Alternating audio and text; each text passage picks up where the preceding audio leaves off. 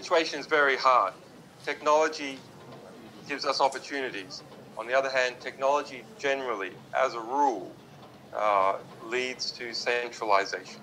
And centralization leads to authoritarianism. That's the general rule. But technology is also the only game in town. It's the only thing that is changing. Humanity itself is consistent. People don't change. Biologically, we're human beings, we change very slowly. So we must fight a technological war. Just like various revolutionary movements always have had to use guns, even if their desire is to ban guns, because that's simply a forced move by the nature of the world. So we must robustly engage in that.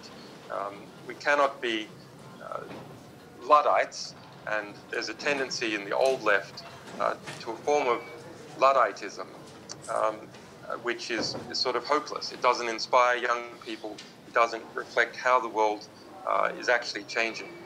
So we are forced to embrace these technologies, even though in many respects, philosophically, they are leading to centralization. At the moment, however, the internet is being increasingly dominated by very powerful corporate interests that are using the internet in a way that is creating enormous inequality in the world. Depuis quelques années, le problème qu'on a, c'est qu'on centralise tout sur les serveurs qui s'appellent Google, qui s'appellent Facebook. Et là, en faisant ça, on tombe sur des problèmes de vie privée, parce que Google et Facebook, ils ont aussi le défaut dans leurs conditions générales d'utilisation d'imposer, de pouvoir exploiter l'ensemble des données qu'on y fait transiter et en fait de contrôler notre vie privée effectivement pour des usages commerciaux.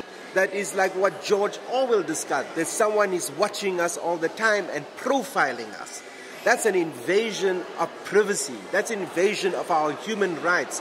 We need to assert our control back over the internet and not have it controlled by corporations, tools of surveillance which big countries are using. So we are not against crime being surveilled in this particular way.